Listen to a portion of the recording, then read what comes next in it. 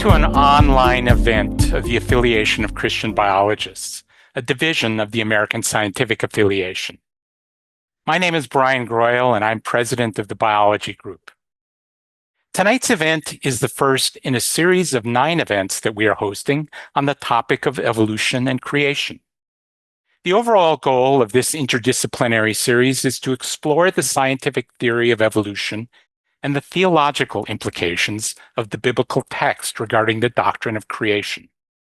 Presentations will be given by Christians with expertise in geology, biology, astrophysics, paleoanthropology, biblical studies, and theology.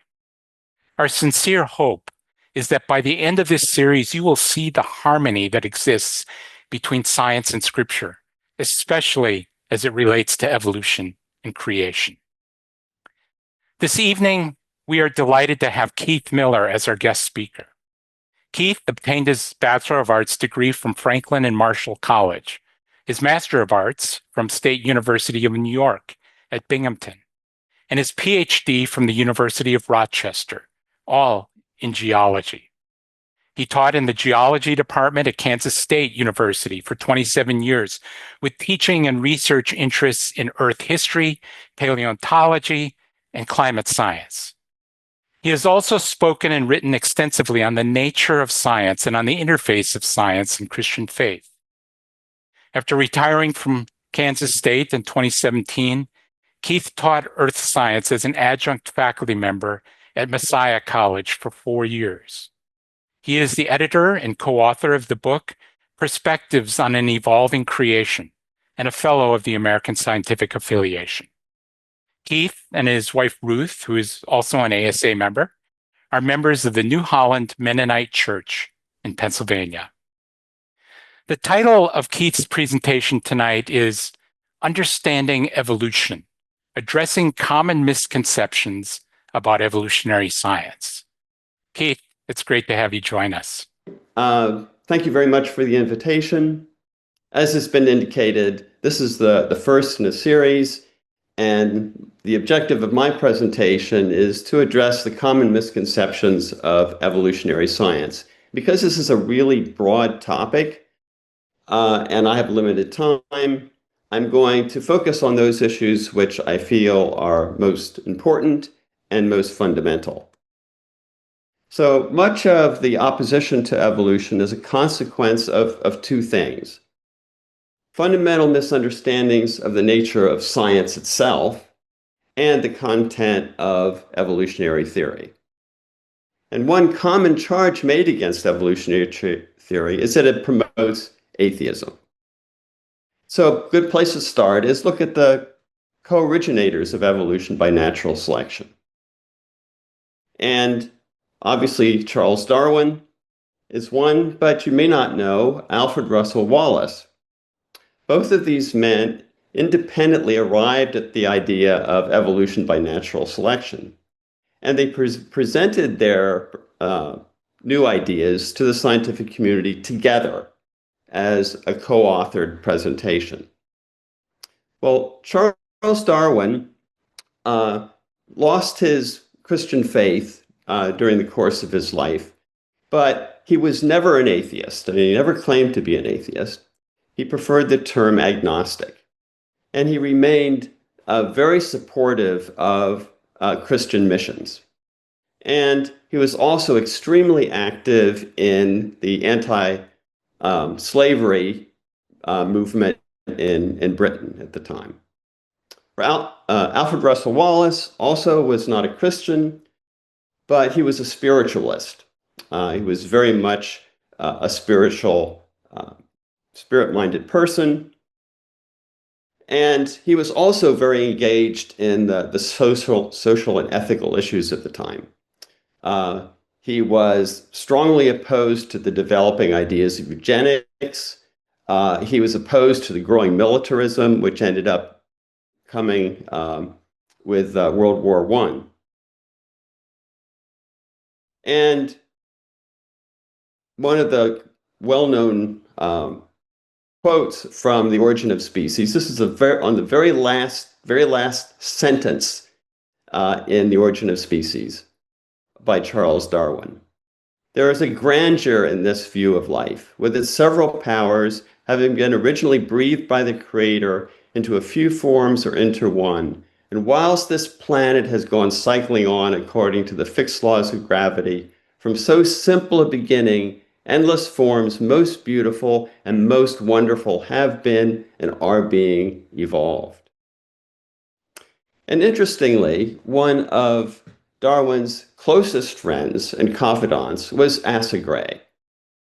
Asa Gray was a Harvard professor of botany. He was considered one of the greatest biologists and botanists of the time. And he was the primary advocate of Darwin's ideas in North America.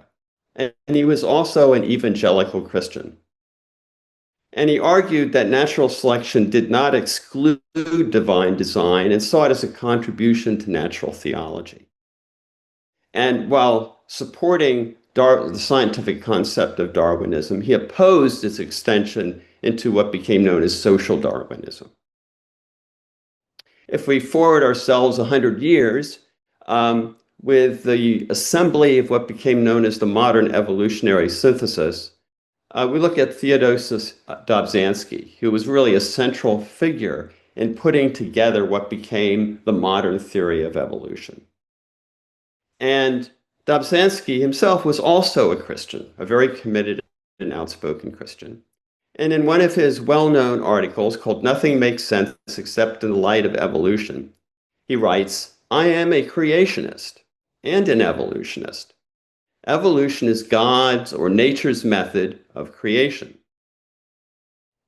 Well, given that many of the founders and proponents of evolution were Christians, or at least people of faith with a spiritual perspective, why the public perception of conflict between evolution and Christian faith? Well, there are a number of reasons for this. Evolutionary history is seen as incompatible with a literalistic interpretation of Scripture. But strict literalism was never really in the theological mainstream. Death and suffering is implicit in the natural and evolutionary processes. And this was a concern of Darwin's, and it's a significant point of concern and debate from many people. But the problem of natural evil is hardly new with the advent of evolutionary theory. There's also the perceived degradation of human nature, that is, thinking of humans descended from brute animals. And evolution has been used to support social and political ideologies that degrade morality and human worth. Some of these include eugenics, social Darwinism, scientific racism, militarism, and other issues. And it's really important to recognize that these uses of evolutionary theory to support particular social and political movements say nothing about the validity of evolutionary theory itself. Similarly, Christian faith has been used and abused to support all kinds of social and political events that are really antithetical to the Gospels and says nothing about the truth of the Gospels or the words of Christ. Evolution in science in general is perceived to be founded upon an atheistic philosophy and to be in conflict with any belief in the reality of the supernatural. Evolution is also seen as merely unsubstantiated speculation. It's only a theory. And it is thought that there are large unbridgeable gaps in the fossil record that reveal God's miraculous intervention. My comments today are going to focus on the last three of these issues.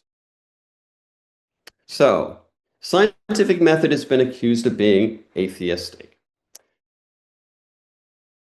Much of the arguments used against the scientific method focus on this term methodological naturalism, which has been used to describe the nature of science, of how science is actually practiced. And methodological naturalism has been portrayed as equivalent to a materialistic philosophy that denies the reality of anything beyond um, uh, the material. Yet it holds the key, I believe, to diffusing the evolution and creation culture wars. So what is methodological naturalism? It's the states that the practice of science, science actually proceeds, is only by constructing natural cause and effect explanations for our observations of the natural world. In other words, it excludes appealing to supernatural agents to explain our observations. But methodological naturalism is absolutely not a statement about the nature of all reality, but rather about a methodological limitation of what science can and cannot investigate. And it is also emphatically not based on philosophical naturalism or atheism, which reject the existence of supernatural agents and their action in the natural world. So, what was the origin of this term, methodological naturalism? Well, the term was actually introduced by a Christian philosopher named Paul de Vries, who was at the time a Wheaton professor. And it was introduced in a paper that he wrote, Naturalism and the Natural Sciences, a Christian Perspective, in 1986. And it was introduced as a descriptive term that highlights the methodological limits of science, to say what science cannot do. And the purpose of Paul de Vries' purpose in framing science in this way was that it makes space for other valid ways of knowing, such as theology, philosophy, and the arts.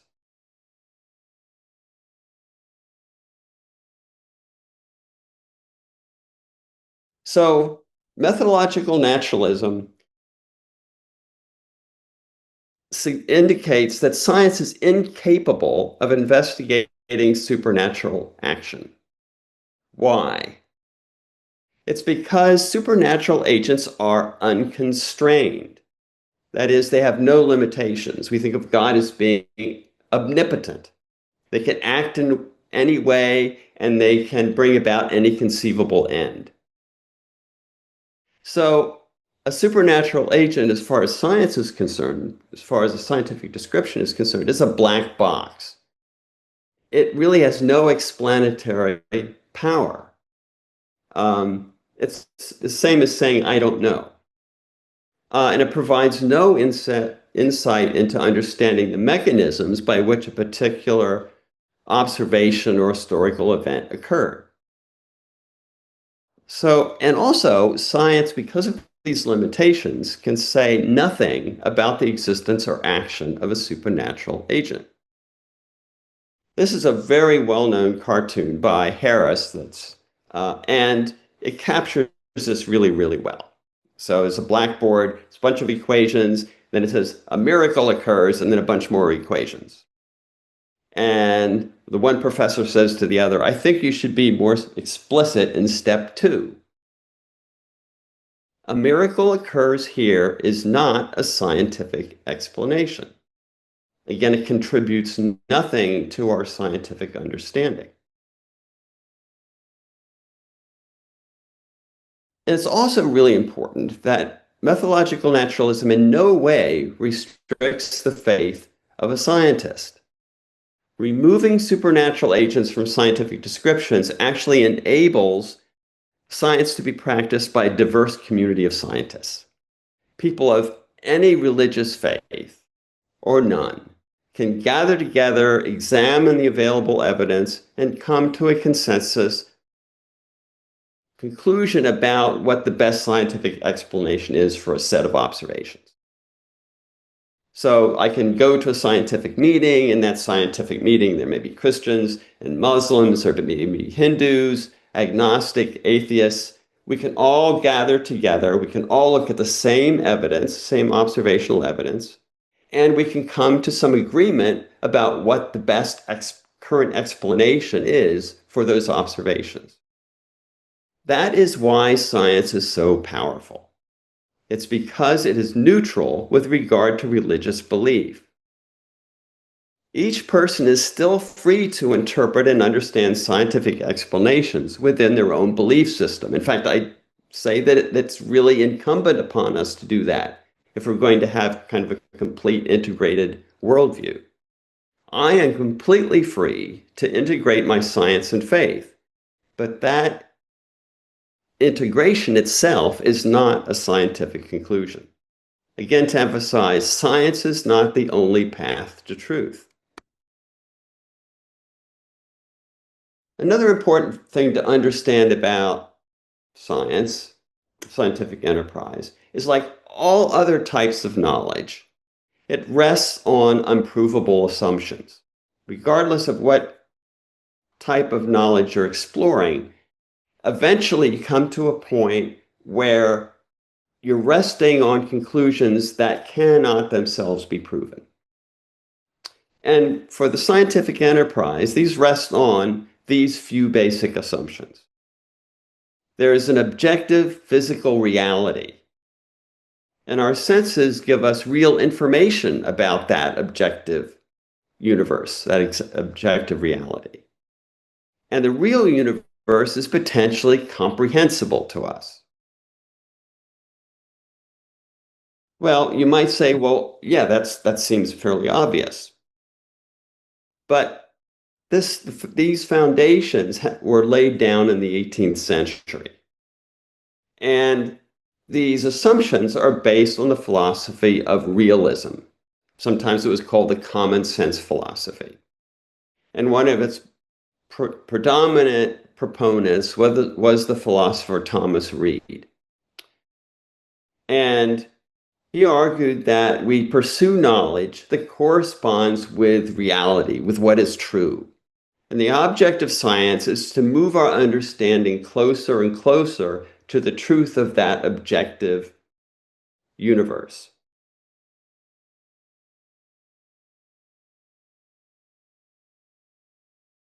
So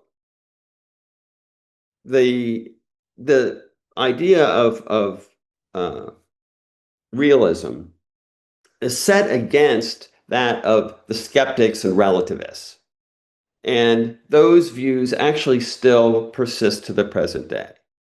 And skeptics and relativists claim that all we have are our perceptions. And there's no way to demonstrate the proof of our perception, the proof that they correspond to anything in reality. And they deny that the world is objectively real or comprehensible. And according to Hugh Gao in his book, Scientific Method in Brief, he states, relativism accepts personal truth for me, but not public truth for everyone. Since objective and shared knowledge about the world, such as the science community argues. And I would argue that in our current culture, it is not uncommon to hear truth used as a synonym for what any particular group or individual believes. Again, this is still expression of the skeptical and relativist philosophy. It's as though I can have my truth and you can have your truth, and this view undermines trust in science.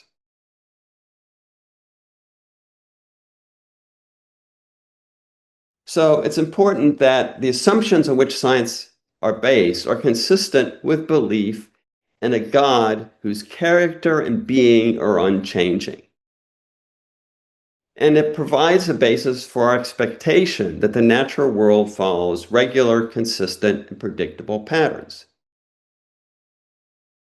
The arguments of the realists were based on a Christian perspective. It was an extension of those Christian understandings of the Creator God. The belief that God does not lie or deceive gives us confidence that our senses give access to true aspects of the physical creation. In other words, a creation with an age argument would suggest that the natural world, in what appears to be its history, is actually not. So, in a sense, God is deceiving us. Science, including evolutionary theory, is actually founded on assumptions extended from theism. So, another part of the nature of science that we need to look at is what is a theory? And there's a common critique of evolution that evolution is only a theory. This is often phrased as discovering facts are the most important goal of science. Science is supposed to be assembling observational facts, kind of an encyclopedic list of observations. And theories are just guesses.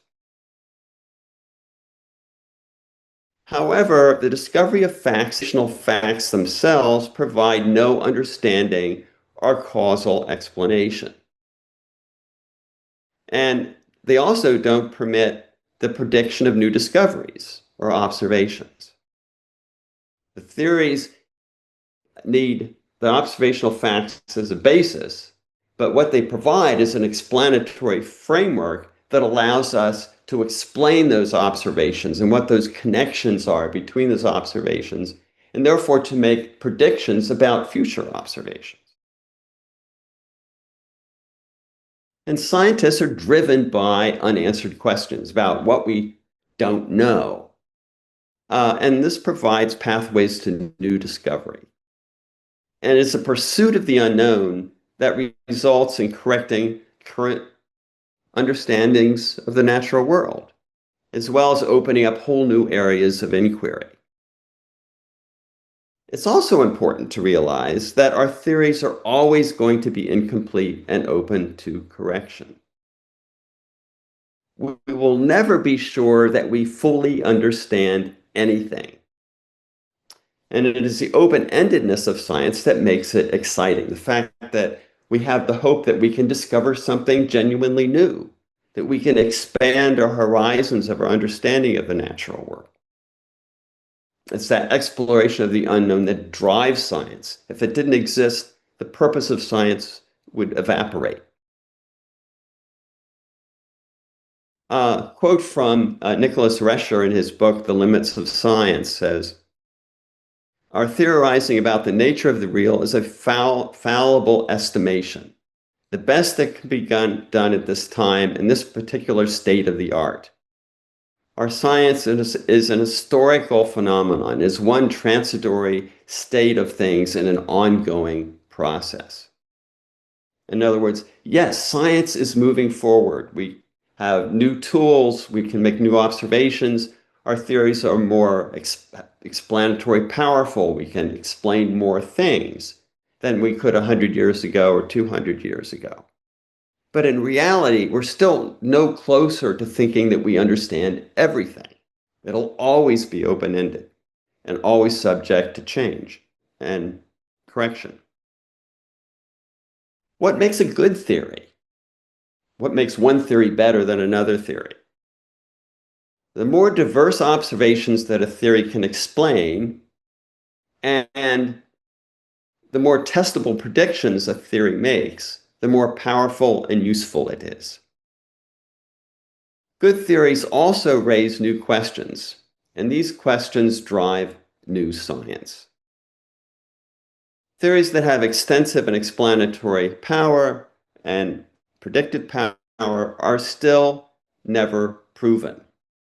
Again, scientific theories are always tentative and always subject to future modification.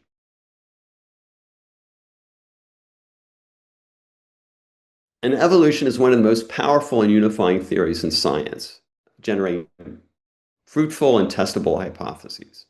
And evolution is well supported by an extremely wide range of observations among a number of different disciplines. These include genetics, developmental biology, comparative anatomy, biogeography, fossil record, paleogeography, and other things. And some of these other contributions of these other disciplines will be discussed in future lectures. But I want to give one example of how a theory works. And the example I'm going to use is the origin of feathers. In 1999, a person named Richard Prum, who was a developmental biologist, looked at how feathers developed in modern birds, from embryology to adult birds. And he came about this scenario. The feathers start as a hollow tube, and then that tube gets divided into smaller pieces, which are called barbs, that get attached at the base. And then a stiff central part of the feather forms called a rachis, and the barbs become attached to that rachis. Then the barbs themselves get barbules, and those barbules hook together kind of like Velcro and make the feather rigid. And then finally, the feather becomes more aerodynamic and asymmetrical for flight. And he proposed that this scenario might be replicated in the evolution process. Well, shortly before he published that paper, the first dinosaur with body coverings was discovered in China. It's called Sinosauropteryx. And its body was covered with hollow filaments. Again, those hollow filaments is the first step in Prum's projection of the evolution of feathers. And soon after this fossil was discovered, in the next decade or so, multiple specimens started flowing out of China. And all these really spectacularly preserved dinosaurs, and many of them had body coverings of various kinds.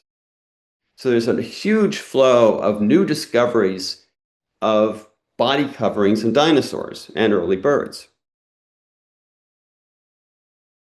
Well, if you take, this is a evolutionary tree for a particular group of dinosaurs called Coelurosaurs. And it's within the Coelurosaurs that feathers evolved and birds evolved.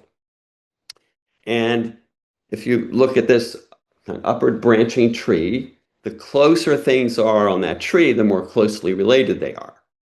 And as you go in time, you go from left to right in the order in which different new groups appeared.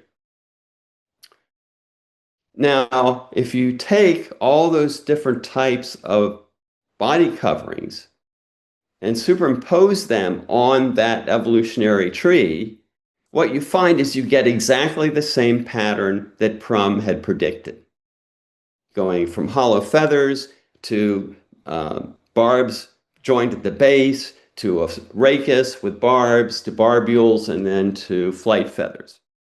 So this is an excellent example of how a theory in evolution works. Starting with an assumption of evolutionary change, a theory has been proposed, and then it was confirmed by later observations. Well, that particular tree traces back, or the whole idea of an evolutionary tree traces back to Darwin. And perhaps the most theoretical contribution of evolution is descent with modification from a common ancestor. And the consequence of common descent is an upward branching evolutionary tree or bush. And I think without question, Darwin's greatest contribution was the recognition of this pattern. And the picture there of Darwin is actually a painting made shortly after he came back from the Beagle voyage. And I like to show this because this is when Darwin was in his prime, when he was developing these ideas, rather than pictures of Darwin in his old age. So here is the only figure that appears in Darwin's On the Origin of Species. There's only one figure, and this is it. And it's a branching tree. So the horizontal lines represent different time periods. So going downwards, you're going to older, going back in time. And what you see is you take two groups, living groups, and you go back in time, and if these two groups are closely related, you go back in time and they converge on a common ancestor. Their anatomies in those different groups converge on a common ancestor. And those common ancestors, in turn, converge on their common ancestors. And the result is an upward branching tree. And evolution as an upward branching tree is a really, really powerful image. It's simple, it's easy to grasp, and it allows you to understand evolutionary concepts very easily. And a branching tree determines where we look for evolutionary transitions. Transitions between two different living groups of organisms are to be sought back in time toward their common ancestors, just like that tree shows. We don't look for something intermediate halfway between two living species that we think are related, but from them back in time toward their common ancestors. And Darwin recognized that this was counterintuitive. And this is actually a paragraph from The Origin of Species. And he states, I have found it difficult when looking at any two species to avoid thinking to myself picturing to myself forms directly intermediate between them. But this is a wholly false. Always look for forms intermediate between these species and a common but unknown progenitor. And the progenitor will generally have differed in some respects from all its modified descendants. So let me give an example. Modern genetics enables us to determine not just some of the genetics, but to actually obtain the whole genome of a living, in some cases, fossil organism. And genetics has indicated that the closest living group to whales are hippos. And it's difficult to imagine a transitional species halfway between a whale and a hippo, right? It seems absolutely absurd and ridiculous to think of something that's half whale and half hippo, right? But Darwin stated this is not what we should look for. Remember, we don't look for whippos. We don't look for something halfway between. We look for looking at the fossil record of whales back in time, fossil record of hippos and other artiodactyls back in time, until we approach their common ancestor. And indeed, since 1978, numerous new fossil discoveries have revealed a whole collection of intermediate fossils that go back to a common ancestor with hippos. And I'm going to leave that story there. It's a really exciting story with lots of really intriguing pieces. And that's going to be covered in a lecture later on. If we look at a tree is in comparison to a ladder, okay?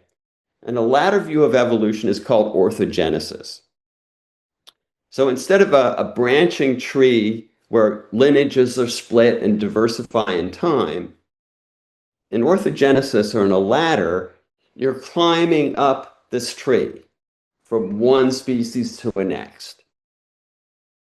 And this latter view of evolution goes back to Lamarck's early ideas in which organisms strove toward increasing complexity and perfection and moved up their own independent ladders.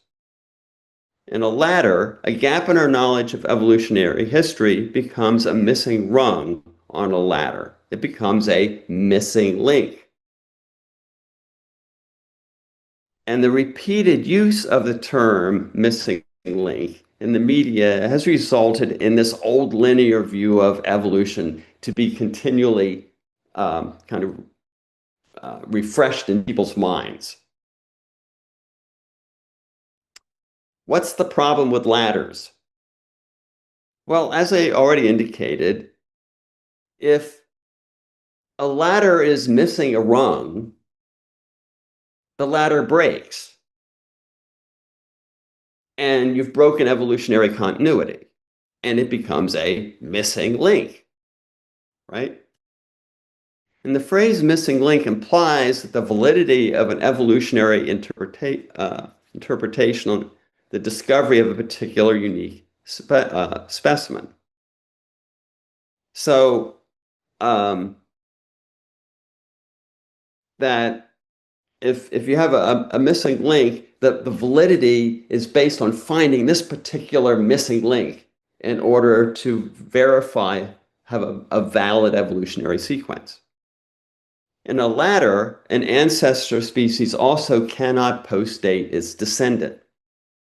In ladders, the emphasis is on individual specimens, individual discoveries, not evolutionary patterns. So let me quickly show how this works. Remember I said that once dinosaurs with body coverings started to be found in China, there was this big fossil rush. They were very valuable. They were spectacular. They got a lot of money. The black market made a lot of money on these. So if you are a fossil collector in China, the more complete your specimen, the more valuable it was.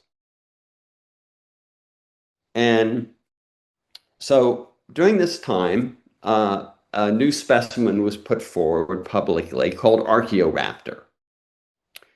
And it was communicated in the media as this is a missing link between birds and dinosaurs. You know, we found the missing link between birds and dinosaurs. Turns out that this particular specimen was forged. What happened is the collector took two different specimens, completely different species, and cleverly put them together to look like a single specimen so he'd get more money. And so Archaeoraptor doesn't exist. Well, then this hit the media, as shown in the things I have on the slide. And now this missing link is gone. Well, first we have this missing link that connects birds and dinosaurs, and now, no, we don't have this missing link. So obviously now the evolution of birds from dinosaurs is in question because we're back to a missing link again. The same situation does not exist with an evolutionary tree. In a diversifying tree, lack of knowledge of a particular extinct species does not eliminate the general patterns of evolution from being recognized.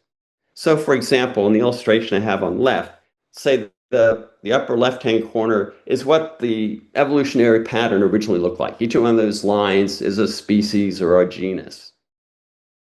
And the fossil record is incomplete. We only have a relatively small percentage of those organisms that once lived. So I erased 3/4 of those lines.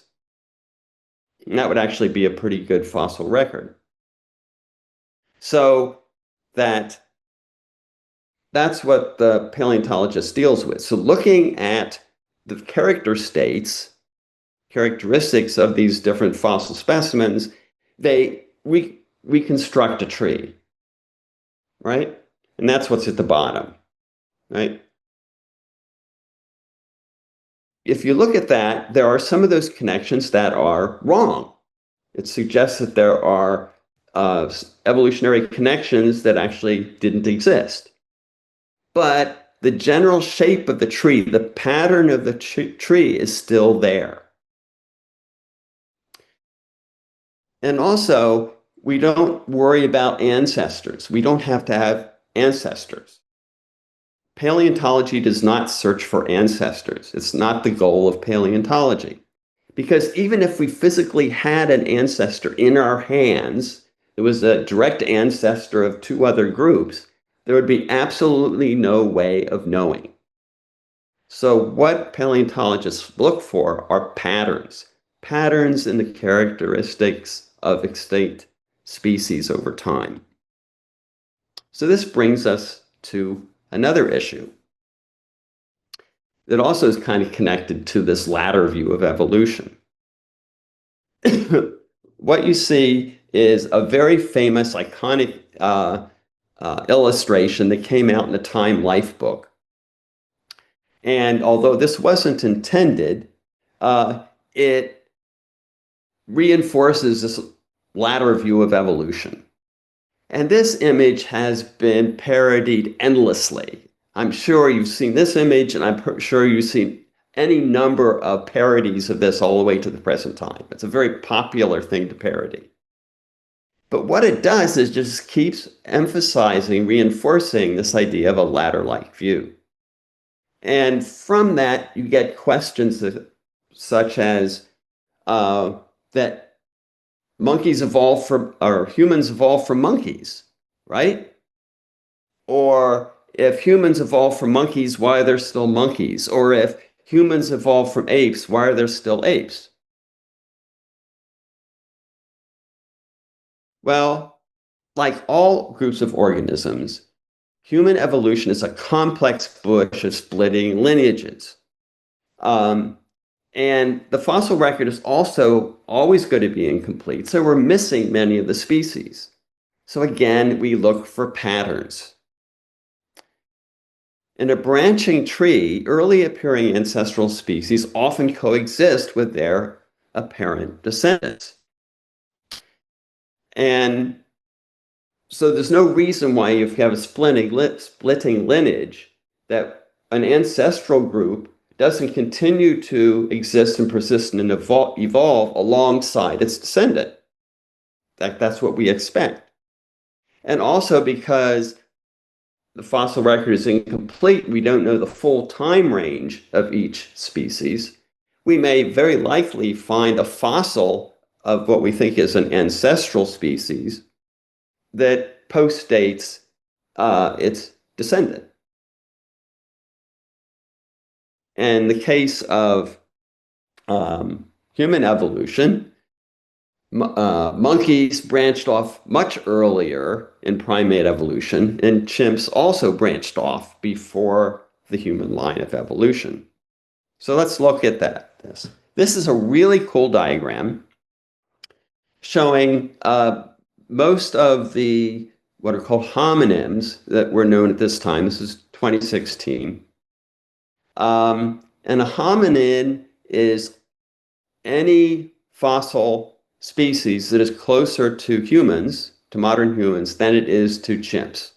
So chimps aren't on this diagram because they're a separate tree, and monkeys are even branched off even earlier. But in addition to just this upward branching pattern that you see, is that many species were contemporaries. And some of them even lived in the same geographic area. And this diagram, since it was 10 years or so ago, doesn't show some of the more newly discovered species, one example being Denisovians, which are contemporary with Homo sapiens. And it's also intriguing that genetic evidence of modern humans, if we look at the genetics of human populations around the world, we find that Homo sapiens actually interbred with several of these contemporaries, including Denisovians, including the Neanderthals, which are sometimes viewed as a separate species or a subspecies, and also some other species which have since been discovered. Is a graph of the cranial capacity of these hominid fossils, that is, getting together all of the fossils that had a cranium and then determining what their cranial capacity was from that cranium, and then plotting that versus time. And what you see is that there is continuity. There's no huge gap, no huge jump. There's continuity. And also, you can see the branching pattern. If you look from left to right, those red triangles actually represent a group that had very massive jaws, large teeth, and a cranium that didn't increase in size over time. Whereas the Homo line, which is in green and blue, had started getting smaller jaws and smaller teeth, and the cranium expanded. And you can see those actually branching patterns from the raw data.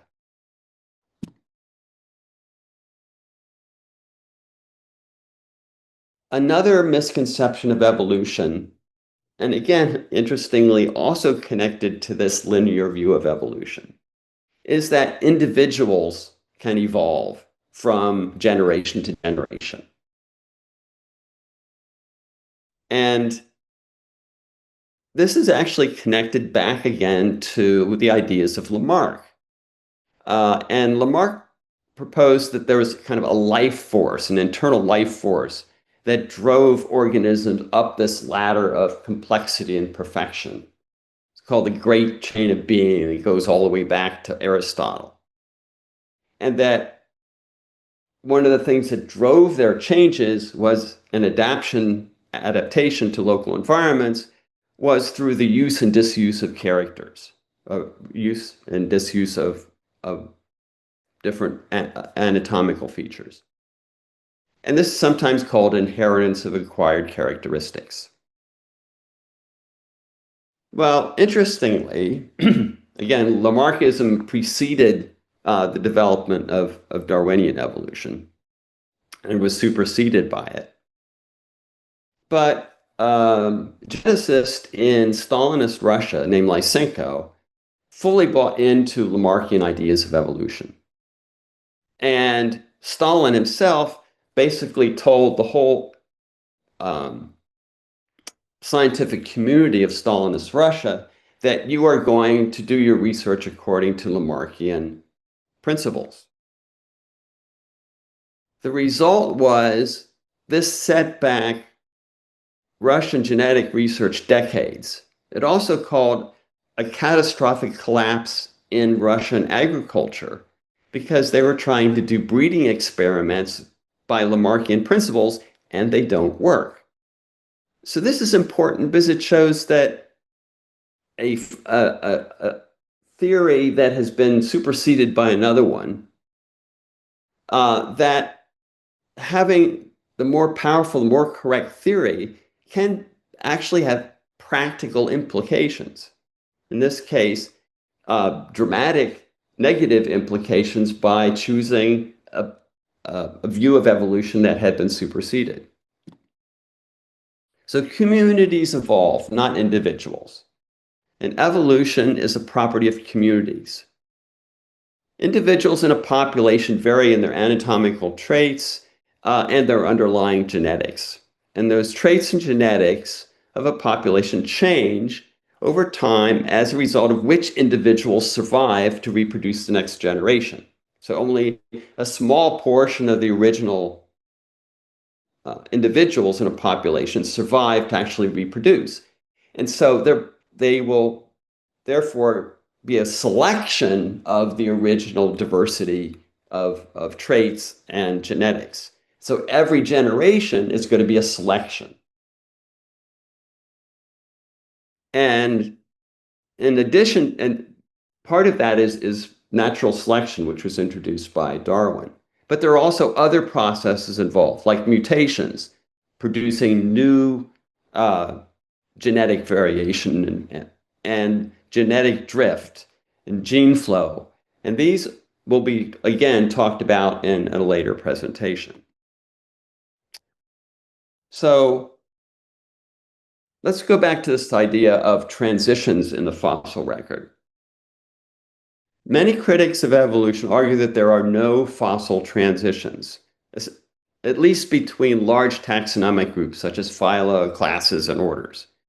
It is argued that God occasionally intervenes in natural history to create the progenitors of each of these distinct groups. However, the reality is that numerous transitions between taxonomic groups are known from the fossil record. These include transitions between orders, classes, and even phyla. And again, I'm going to briefly look at one illustration, and that is the evolution of mammals from reptiles. There's a diverse group of mammal-like reptiles that predate the earliest mammals in the fossil record. And some of these approach very closely the anatomy of the earliest mammals. The mammal-like reptiles closest to mammals walk fully upright. They had elevated body temperatures, some suggestions that they had hair, had diaphragms, they had mammal-like dentition and skulls, very close to the states of early mammals. And the defining characteristic that separated reptiles and mammals was their jaw articulation, which it turns out was itself transitional. So on the left, what you see are the skeletons of some examples. The top two are mammal-like reptiles. The one at the bottom is an early mammal. And on the right, what you see are skulls. And they go from A through F, going through time and evolutionary transitions. So let's look at A briefly. Well, you see the bone that holds the lower teeth. That's called the dentary. But behind that bone are these other smaller bones in the back of the jaw. They're called postdentary bones. And one of those, which is called the articular, attaches to or joins a bone in the back of the skull called the quadrate. That's the hinge of the jaw, and that's the characteristic hinge for a reptile.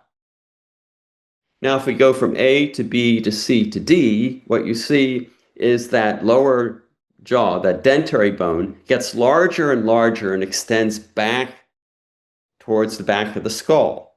And eventually, in D, it comes in contact with the back of the skull and forms a new jaw attachment between the dentary bone itself and what's called the squamosal bone in the back of the skull. So it now has a squamosal dentary jaw articulation, which is a characteristic jaw joint for a mammal. What's cool about this is that the specimen in D, called Cynocodon, therefore had two jaw joints simultaneously, one a reptile jaw joint and the other a mammal jaw joint in the same animal. And if we extend further in time, what you see is that dentary continues to enlarge and the postdentary bones get smaller and smaller. They detach from the jaw and become the mammal middle ear. It's impossible really to imagine a more continuous transition.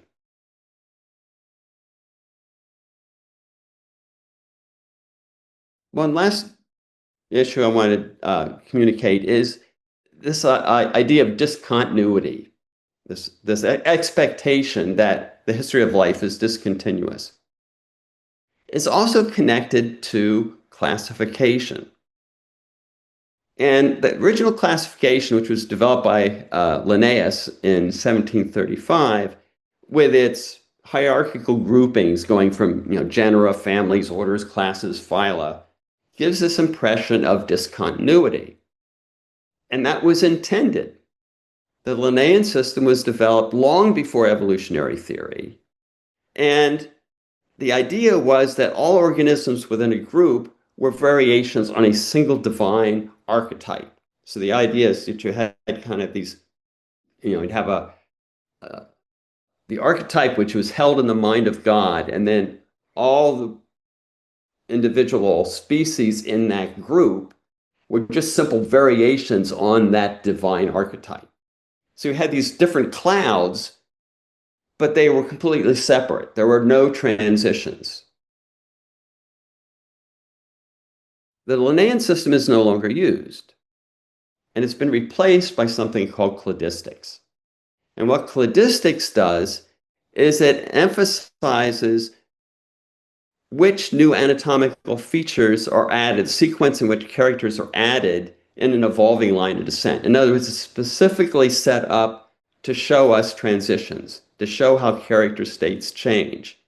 So all classifications aren't objective portrayals of reality. They have a purpose. There's a reason why they are designed the way they are. So classifications actually shape how you understand the natural world. To show, just visually show this, A is an example of a Linnaean system, right? So you have class Reptilia and class Aves, so the birds. They're both equal hierarchical. They're both class level divisions. And if you have a new specimen, say Archaeopteryx, that has characteristics that are defining characteristics of reptiles, but also has defining characteristics of birds, you have to pick. There is no transition.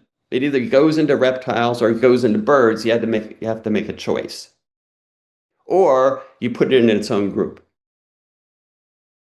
In the case of cladistics is a group within groups classification. So Archaeopteryx is a bird, but birds are dinosaurs. Dinosaurs are archosaurs. Archosaurs are reptiles. So you get this groups within groups to show how the direction in which character traits changed over time. If we take a discontinuous view of the history of life and put that in a theological context, one of the ways that happens is something that we call God of the gaps. And a God of the gaps view assumes that there are unbridgeable gaps in the history of life. And these gaps are seen as evidence of God's direct creative intervention into creation. So God is seen where science and our own understanding fails, right? One major problem with this is that when those gaps are filled, which they have been and will continue to be, then God's activity is correspondingly reduced. Faith is placed in a position of constant retreat from the advancement of science. So you have this gap and say, oh, this is evidence of God's direct, miraculous intervention in the history of life. And then that gets filled, and now, well, I guess God didn't intervene in that situation. And the consequence is really a theology that becomes effectively episodic deism. Deism is where God is outside of creation, kind of looking in, a very transcendent view of God. And so in a God of the gaps, God is kind of outside of the creation, and then periodically jumps in, intervenes in a miraculous way, and then steps back out again. What's the alternative to that? Well, there are a number, but what I'm going to focus on is continuous creation, sometimes called evolutionary creation, and other terms have been used too, with some nuances between them. In this case, God is a creator of all things, and nothing would exist without God willing it to be. And as God is continually active in all natural processes. In other words, God doesn't intervene in the natural world because God is always there.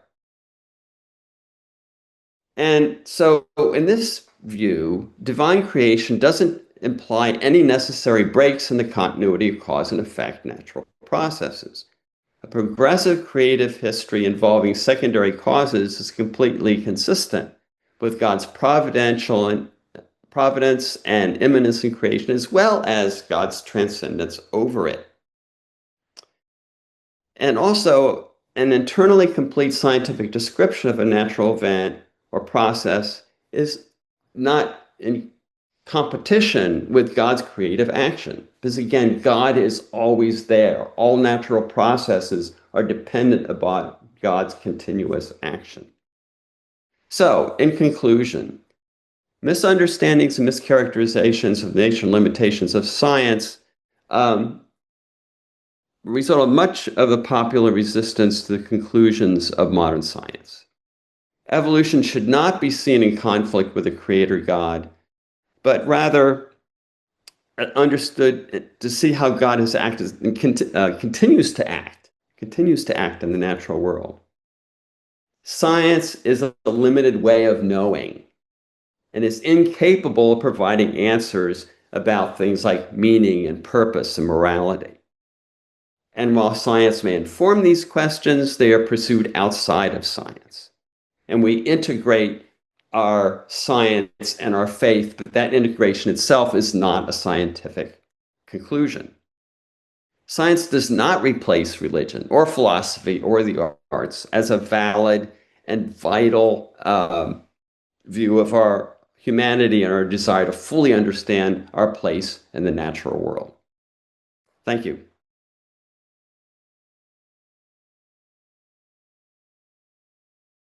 And these are some additional resources other than the ones that I have within the slides that I've already shown. All right. Well, thank you, Keith, for that helpful foundation for our 9-lecture series. Keith, you really did a good job there. I was very intrigued by that. I've thought that evolution is talked about 10 times in Genesis 1. Every time it says after his kind, that's evolution. And interestingly, a whole lot of the Bibles will translate that after their kinds.